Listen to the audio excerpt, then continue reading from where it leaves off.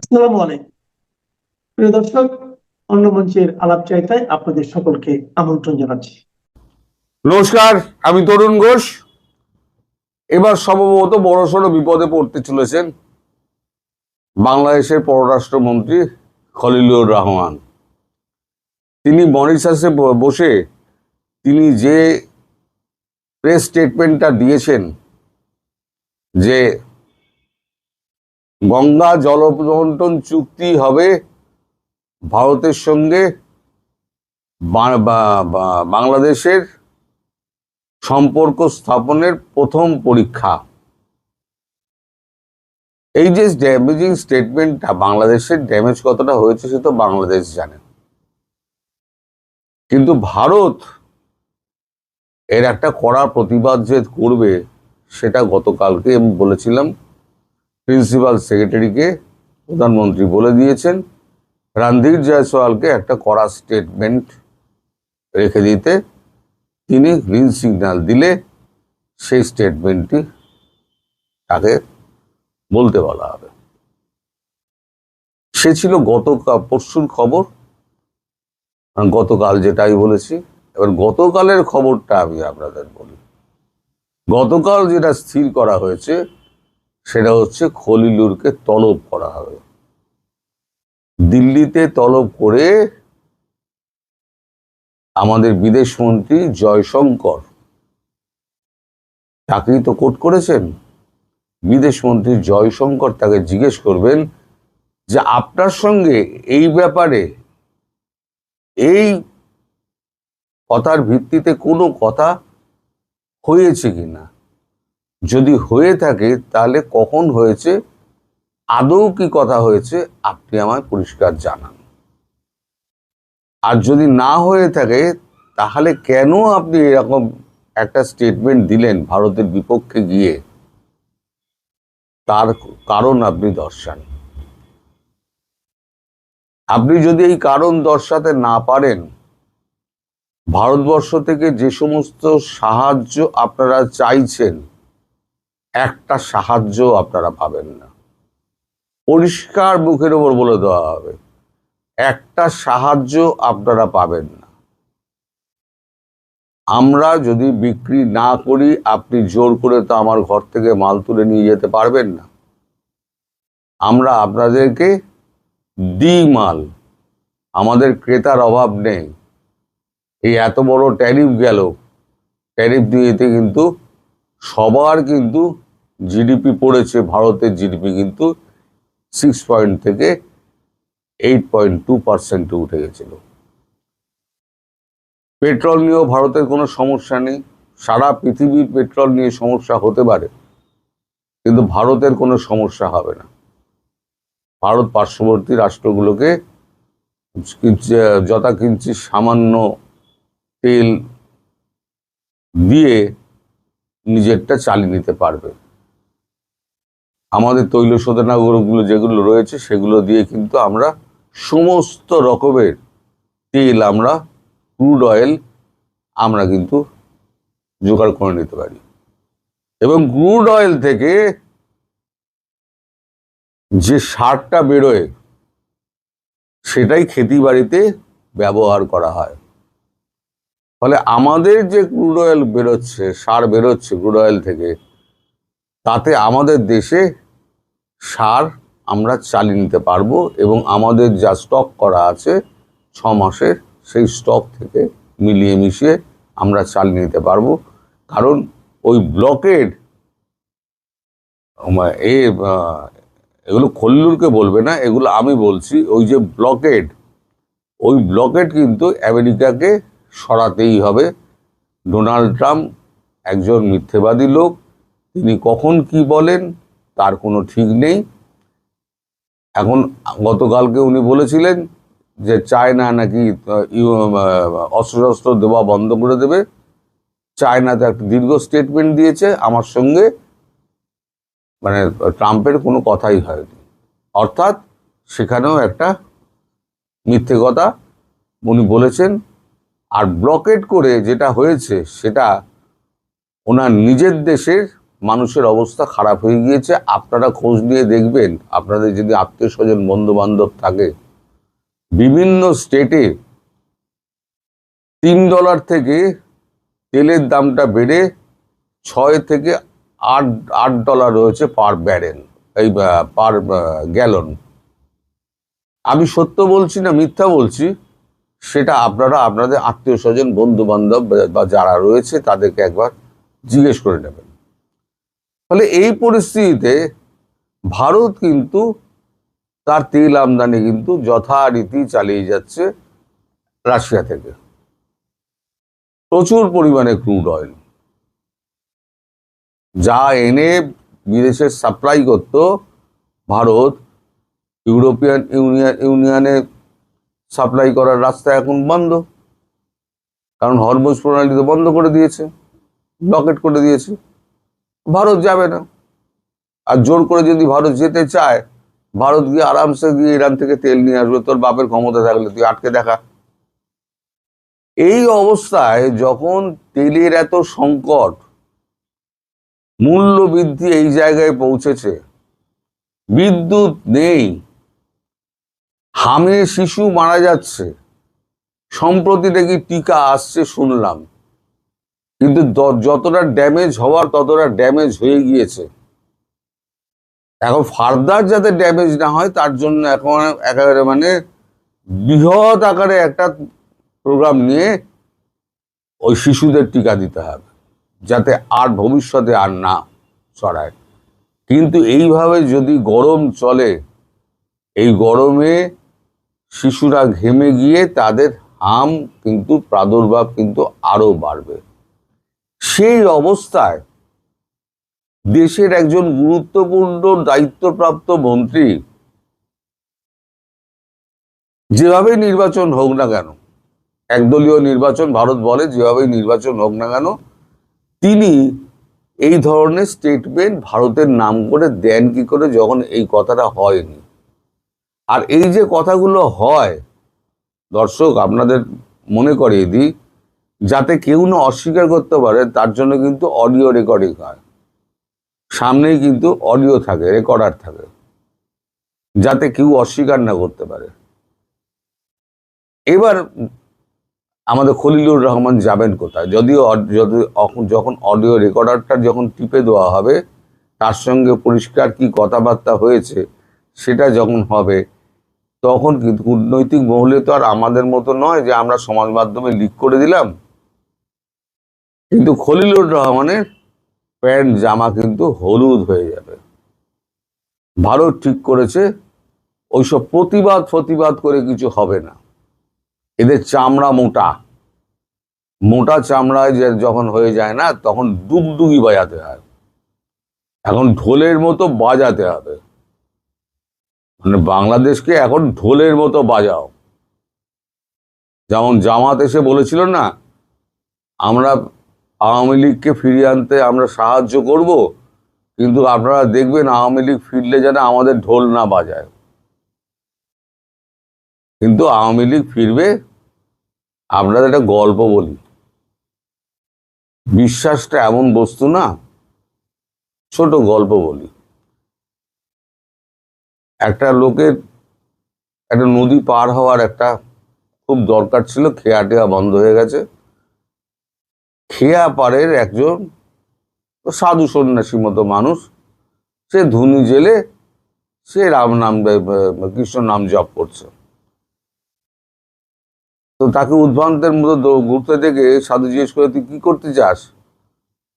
বললো, ঠাকুর আমি তো ওপারে যাব, কিন্তু কোনো নৌকো নেই, আমি যাবো কি করে? তো আমার নিজের উপরে বিশ্বাস রাখ, আর কৃষ্ণ নাম জপ, নদীর ওপর দিয়ে হাঁট। বললো, আমি ডুববো না? বলবে, না ডুববি না, নিজের ওপরে বিশ্বাস রাখ। বিশ্বাস এমন বস্তু, আত্মবিশ্বাস এমন বস্তু, ভক্তি এমন বস্তু, তুই যে ঠাকুরেই বিশ্বাস করিস না ওপরওয়ালায়, তার উপরে এতটাই বিশ্বাস রাখিস যেন 99.9% যেন না হয়, 100% হয়। তো সে কৃষ্ণ নাম জপতে জপতে আর্ধেক গিয়েছে, গিয়ে সে দেখছে জল এত স্রোত বইছে, তার মনে হয়েছে যে এইবারে আমি ডুবে যাব। কৃষ্ণ নাম তখন ভুলে গিয়ে, যেই ভুলে গিয়েছে সঙ্গে সঙ্গে ডুবে গেছে।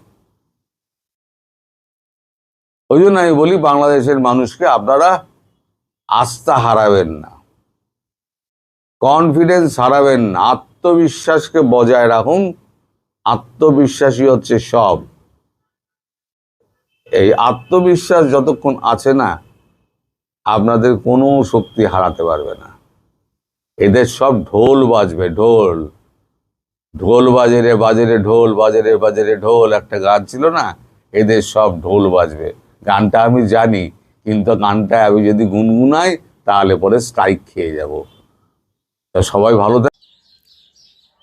সাইফুল বাতিন টিটু লিখেছে, রাশেদ পদায়নের মতো এক নেলাসোদা ঘেটুরে ঠেক দেওয়ার ক্ষমতা ছাত্র দলের নাই। রাজনীতি না কইরা এই গরমে শশা বিক্রি করা কর হালার পোড়া। এটা লিখেছে ছাত্র দলের প্রতি সাইফুল বাতিন টিটু। কেন এটা লিখেছে তবে একটু বলি। এই রাশেদ খান প্রধান, যার বাপ ছিল শফিউল আলম প্রধান, যে 7 মার্ডার ঘটনার আসামি, ঢাকা বিশ্ববিদ্যালয়ের 7 জনকে মেরে ফেলেছিল, জেলে হয়েছিল, কপালের জোরে বেঁচে গিয়েছিল, জেল হয় না, বঙ্গবন্ধু মরার পর আর জেল হয়, তাকে জেল থেকে বের করে এনেছিল। তারই পোলা হচ্ছে এই রাশেদ প্রধান। আমি মুসলেকা প্রধানমন্ত্রী বলি, ঠিক আছে, একটা ভাষা আছে মিনিমাম আর কি একটা, কিন্তু এই তারেক রহমানকে সে কুলাঙ্গার বলেছে। তারেক রহমান সম্পর্কে সামান্যতম পোস্ট দেওয়ার কারণে অনেকেরই জেল হয়ে গেছে, গ্রেপ্তার করেছে, পিটিয়েছে, বাড়িঘর ভেঙেছে বা ভাঙবে। কিন্তু এই খুনির পোলা, এই আরেক খুনির পোলা, এই রাশেদ প্রধান, যারা ভাই বোন মিলে হচ্ছে দলের নাকি সভাপতি, সেক্রেটারি, মুখপাত্র এরকম, তো তারেক রহমানকে মানে কুলাঙ্গার বলার পরেও তারা কিছু বলে না। দালমে কুস্ত কালা হয় নাকি মিলকে ঝুলকে চলতেছে, আমরা বুঝতে পারতেছি না ঘটনা কি, কেন কিছু বলে না, কি কারণ, এই কি ভয় এত রাশেদ এই কি আরে রাশেদ প্রধান নাম, এই সক্য একটা এখানে কটা দাঁড়িয়ে আছে, ওই আলাদিনের কি আলিফ লাইলার মতো লম্বা লম্বা কথা বলে। এদের লোক সংখ্যা কিন্তু 10টা না, কিন্তু তার সেক্রেটারিকে দেখলাম ইট নিয়ে ছাত্রদলের নেতাদের পিটাইতে গেছে। ওটা ঠিক মতো যদি লাগতো ছাত্রদলের নেতা মারা যাইতো। মানে সাহস তার কই থেকে পায়? মানে আসলেই যে আমি বলি মুসলেখা সরকার, মুসলেখা দল, এটা তো সত্যি দেখা যায়।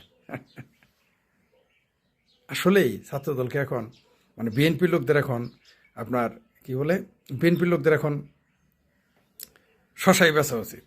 কারণ যারা 2টা দল 5টা, তাদের দলের সংখ্যা, দলের সদস্য সংখ্যা 5 জন 7 জন, তাদের বিরুদ্ধে কথা বলার সাহস শক্তি তাদের নেই। তারা কি করবে? এই বিএনপিরা কি করবে? এই ছাত্রদল কি করবে? একটা প্রধানমন্ত্রীকে কুলাঙ্গার বলে, এটা কিন্তু আমরা কখনোই আর যাই বলি তারেক রহমানকে, তার হাজারো সমালোচনা করতে, আমরা তো কুলাঙ্গার বলবো না, বলতে পারিও না। এই সাহস তারা কোথায় পায়? এটা বললে তারা ঠিক, আমি মুসলেখা প্রধানমন্ত্রী বলি তারেক রহমানকে, এই সংসদকে মুসলেখার সংসদ বলি, তাতে কত কথা, আমার উপর কত খেপা, না লাশ উঠাই ফেলবে, তোরে পায়ে নেই, ইত্যাদি ইত্যাদি কত রকম কথা বলে। আর সরাসরি একজন প্রধানমন্ত্রীকে কুলাঙ্গার বললো, সবাই চুপ। ঘটনাটা কি আমি তো এটা বুঝতে পারলাম না। মানে কি এত ভয় যাদের 2-5টার দল লোক নাই যাদের, তাদের এত ভয় পায় কেন বিএনপি? তবে কি বিএনপি আসলেই মুসলেখা দিয়ে আসছে?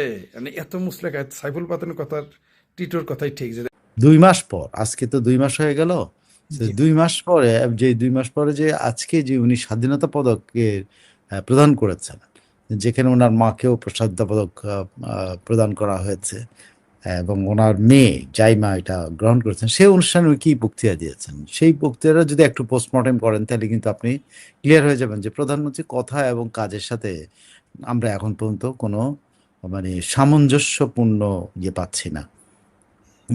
এটা প্রধানমন্ত্রীর বলতে পারেন যে হয়তো উনি আরো সময় প্রয়োজন, কিন্তু কথা হচ্ছে যে মর্নিং শোজটা দেয়, যে শুরুটা যদি আপনি দেখেন যে শুরুটা কেমন, শুরুটাই কিন্তু বলে দেয় যে ভবিষ্যৎ কি হবে।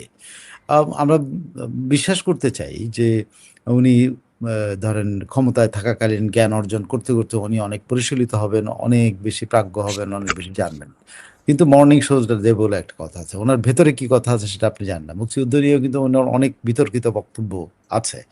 যেমন ধরেন মুক্তিযুদ্ধের বাংলাদেশে কতজন নিহত হয়েছে এ নিয়ে প্রকাশ্য আহ, মঞ্চের মধ্যেই উনি কিন্তু বাদানুবাদ করেছেন ওনার মঞ্চে আরেকজন ওনার নেতা বক্তব্যের মধ্যে দিয়ে। এটা লন্ডনে হয়েছিল।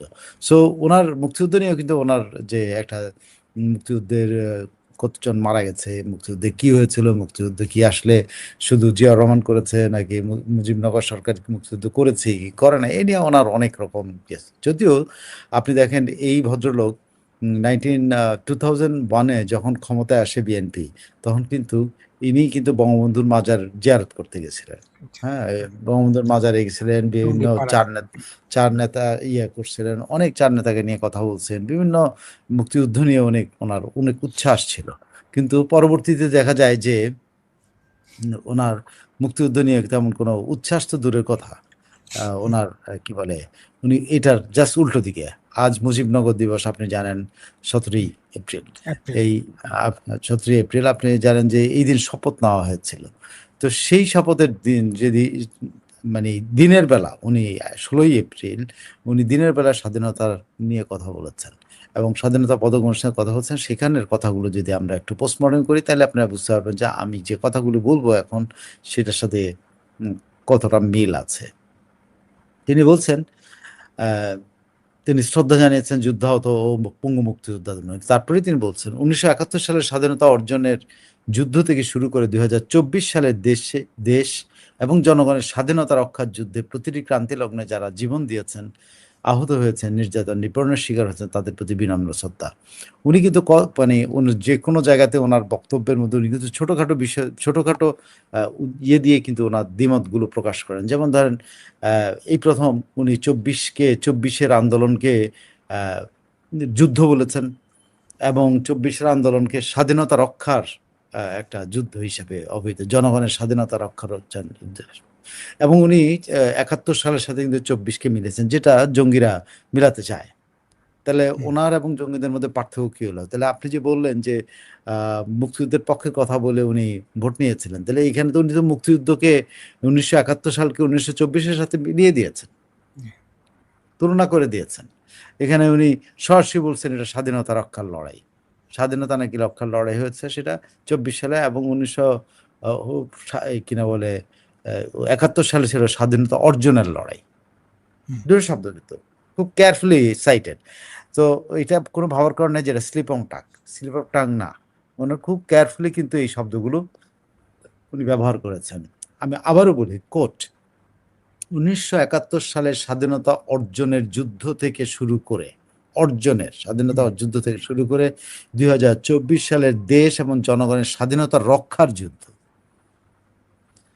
প্রতিটি ক্রান্তি লগ্নে যারা জীবন দিয়েছেন, আহত হয়েছেন, নির্যাতন নিপীড়নের শিকার হয়েছেন, তাদের প্রতি উনি শ্রদ্ধা জানিয়েছেন। শ্রদ্ধা জানাতেই পারেন সবার সাথে, কিন্তু একটা হলো অর্জন এবং আরেকটা হলো রক্ষা, দুইটা স্বাধীনতা হিসেবে। এবং উনি 71 এবং 24-কে প্যারালাল করেছেন। তো এইটাই তো জঙ্গিরা চাইছে, স্বাধীনতা বিরোধীরা তো এইটাই চেয়েছে যে 71 সালের প্যারালাল আরেকটা কিছু করে দাও, সেটা ইতিহাসে জায়গা পাবে এবং সেটা স্বাধীনতা যুদ্ধ বা 1971 সালকে প্রশ্নবিদ্ধ করতে পারবে। যেটা ওরা চেয়েছে তারেক রহমান সেটাই করেছেন। আমি কিন্তু নৈর্ব্যক্তিকভাবে তারেক রহমানের এই বক্তব্যটা বিশ্লেষণ করছি, এখানে কোনো ব্যক্তিগত কোনো বিষয় না। এরপর তিনি কি বলছেন, স্বাধীন বাংলাদেশের বিভিন্ন ক্ষেত্রে যারা দেশ এবং জনগণের জন্য স্মরণীয় অবদান রেখেছেন তাদেরকে রাষ্ট্রীয় সম্মাননায় ভূষিত করতে বাংলাদেশের স্বাধীনতার ঘোষক শহীদ রাষ্ট্রপতি জিয়াউর রহমান স্বাধীনতা প্রবর্তন করেছিলেন, হুইচ ইজ ট্রু, যে রাষ্ট্রপতি জিয়াউর রহমানই এটা করেছিলেন। এবং সেখানে স্বাধীন বাংলাদেশের বিভিন্ন ক্ষেত্রে যারা দেশ ও জনগণের জন্য স্মরণীয় অবদান রেখেছেন তাদের জন্য।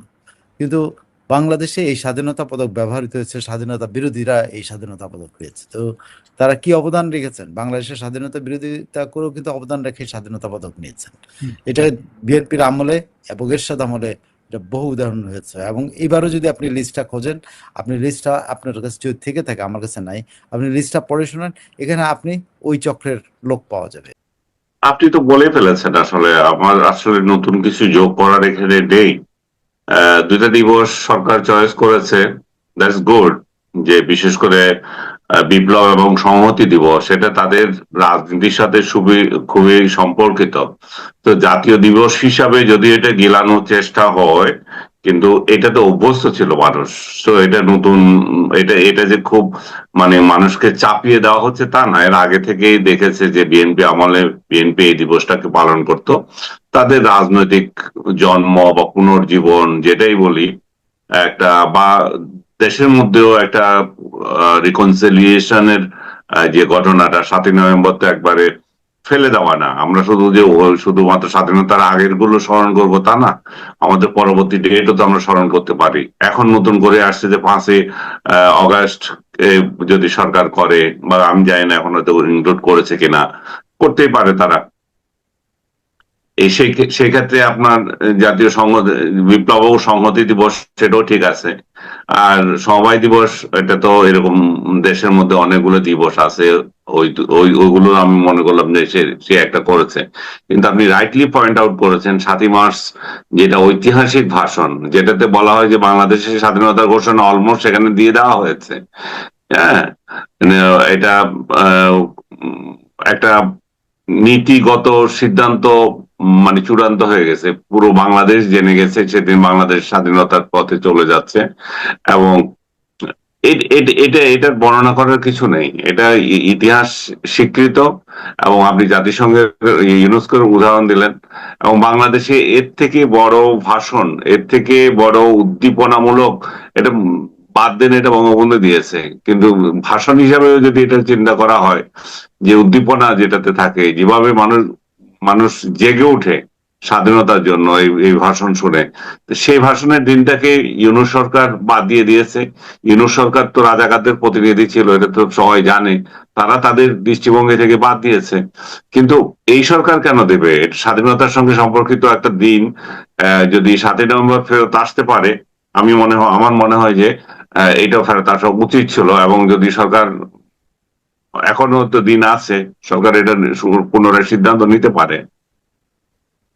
জি, আরেকটা বিষয়, আমি আজকে সংসদে দেখলাম যে আমাদের যে আইনমন্ত্রী তিনি জানিয়েছেন যে নিম্ন আদালতে প্রায় 40 লাখ 40.5 লাখ মামলা পেন্ডিং অবস্থা আছে। এবং আপনি জানেন যে এই সরকার ক্ষমতা নেওয়ার পরে তাদের বিএনপি যে যারা নেতাকর্মী ছিল তাদের উপর যে মামলা, সেই মামলারও প্রায় 23,000 মামলা কিন্তু প্রত্যাহার করে নিয়েছে, 23,800 মামলা। আমার প্রশ্নটা হলো যে এগুলি নিশ্চয়ই রাজনৈতিক মামলা অথবা মিথ্যা মামলা হতে পারে। তো অন্তর্বর্তীকালীন সরকারের সময় তো অনেক রাজনৈতিক মামলা হয়েছে, হয়রানিমূলক মামলা হয়েছে। যেরকম একটা মামলা আপনি নিজেও ভুক্তভোগী ছিলেন, আপনিও তো জামিন পেয়েছেন, কিন্তু মামলা তো শেষ হয়ে যায়নি। তো সেই সমস্ত মামলাগুলো কি প্রত্যাহার করা উচিত কিনা? সরকার যাচাই বাছাই করুক, কিন্তু প্রত্যাহার করা উচিত কিনা?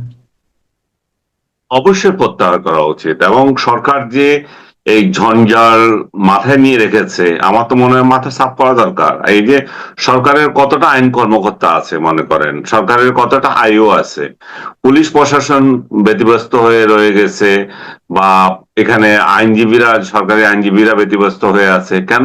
কারণ হচ্ছে যে একের পর এক মামলার বোঝা তাদের মাথায় রয়ে গেছে। যে সরকারের আমলে হোক, ওই কর্মকর্তা হিসেবে তো তাকে সেটাই পালন করতে হয়। আপনি 23 থেকে 25,000 মামলা উইথড্র করার কথা বলেছেন বিএনপি সরকার আমলে, বিএনপি নেতা কর্মীদের বিরুদ্ধে দায়ের করা মামলা, যেটা আওয়ামী লীগ আমলে হয়েছে। অবশ্যই এই আমলেও সেটা বিবেচনা করা উচিত। ডক্টর ইউনূস যে ভুয়া মামলাগুলো দিয়ে গেছে, আমি গত রাতেও আমার এক বন্ধুর সাথে দেখা হলো, যে সে একটা মামলায় 3 মাস জেল খেটে এসেছে। আমিও 3 মাস জেল খেটে এসেছি। তারে জিজ্ঞেস করলাম তোমার মামলাটা কি, বললো যে এটা যাত্রাবাড়িতে একটা খুনের মামলা। এটা আমি বললাম যে এটাতে কে কে আসামি আছে? বললো এটাতে শেখ হাসিনা আছে, ওবায়দুল কাদের আছে, তারপরে স্বরাষ্ট্রমন্ত্রী কামাল আছে, আর এমপি, এক গাদা এমপি আছে, মন্ত্রীরা আছে, ঢাকা শহরে যত নেতা আছে। দেখেন তো সেখানে তাকেও 300 কত জনের মতো, বা 143 বা এরকম সংখ্যাটা সে আমাকে বলছিল, এটা সবাই হত্যা মামলার আসামি। যে এইটা থেকে সে মুক্তি পেয়ে এসছে।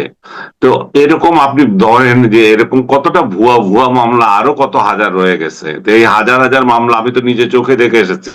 আমি আবারও যে আমার যে রুমমেট, মনে কর দুজন রুমমেট ছিল যখন আমি ডিভিশন প্রাপ্ত হয়েছিলাম, একজনের নাম মশিউর আর একজন শাহেন শাহ।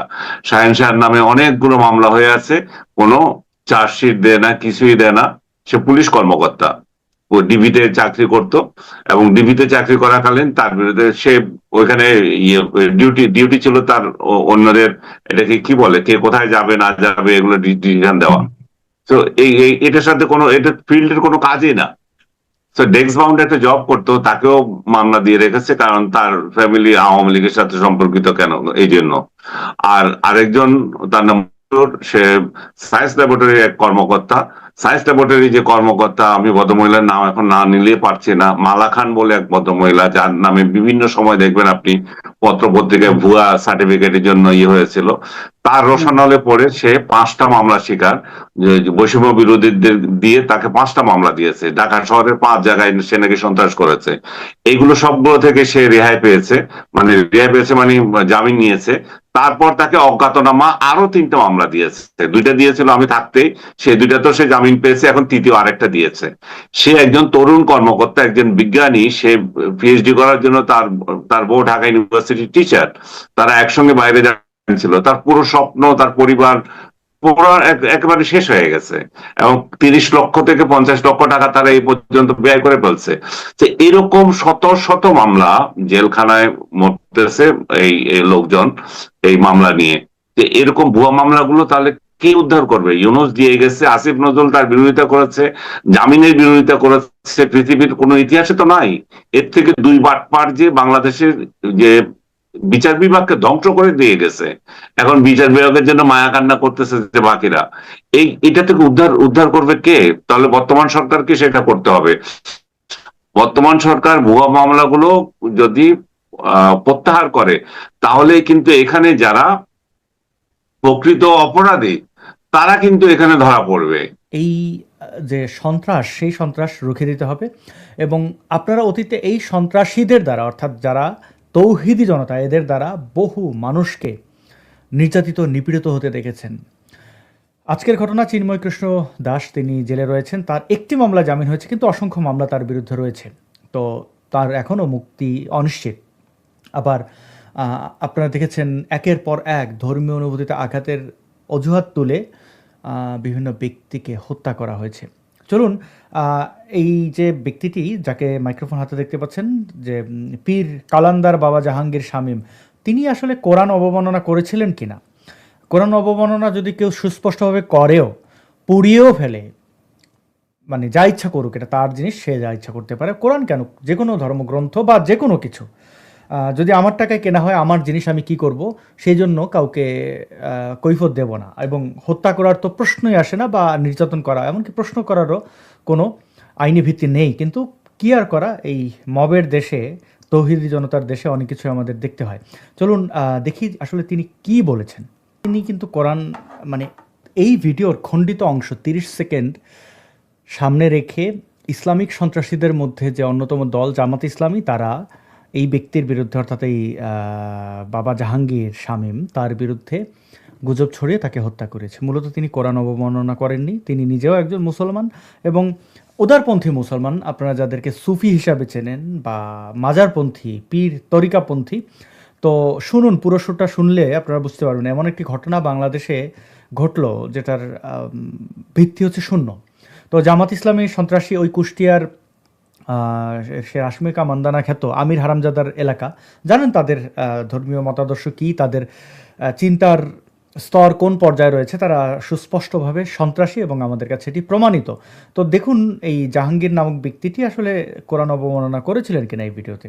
এই কোরআন যারা লিখছে, এই কোরআন মানে ওই যে তাফসির, তিনি বলছেন সুস্পষ্ট ওই কোরআন নয়, যে কোরআনটা অনুবাদের কথা তিনি বলবেন, বিশ্লেষণের কথা বলবেন। তো সেই ব্যক্তি একটা গোষ্ঠীর কথা বলেছেন।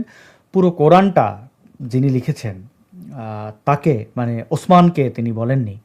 কোরআন ওসমান লিপিবদ্ধ করেছেন, আপনারা জানেন। তো এটি কি করে কোরআন অবমাননা হয় তা আপনারা নিশ্চয়ই বুঝতে পারছেন যে এটি কোনোভাবেই কোরআন অবমাননা নয়, বরং ওই কোরআন যারা লিখেছে তারা মূর্খ বলেছে। ওই কোরআন মানে একটা নির্দিষ্ট ভার্স, একটা নির্দিষ্ট বিশ্লেষণ বা অনুবাদের কথা তিনি হয়তো বলেছেন, কিন্তু সেটি কোনোভাবেই কোরআন অবমাননা নয়। কিন্তু জামাত ইসলামের গুন্ডারা এটিকে কোরআন অবমাননা ধরে নিয়ে যে গুজব ছড়িয়েছে, এবং সেই গুজবের বলি হলেন কিন্তু এই ব্যক্তিটি এবং তার প্রতিষ্ঠান এবং ওই এলাকার আরও অন্যান্য তার যারা সহযোগী বা সমর্থক গোষ্ঠী রয়েছে তারা। আপনারা দেখেছেন একইভাবে দীপুচন্দ্র দাসকে হত্যা করেছিল ইসলামিক সন্ত্রাসীরা। গুজব ছড়ানো হয়েছিল দীপুচন্দ্র দাস ইসলাম ধর্মে আঘাত দিয়েছেন, কোরআন অবমাননা করেছেন, মুসলমানদের নবী মোহাম্মদ তাঁর লুঙ্গি ধরে টেনেছেন। তো এই গুজব ছড়িয়ে যেভাবে একের পর এক আমাদের দেশে হানাহানি শুরু হয় সেটি আমরা জানি। এবং এ থেকে পরিত্রাণের উপায় কি? এ থেকে পরিত্রাণের উপায় হচ্ছে আমরা সবাই সচেতন হব। আমরা এই সন্ত্রাসীদেরকে কোনোভাবে তাদের সন্ত্রাস চালাতে দেব না।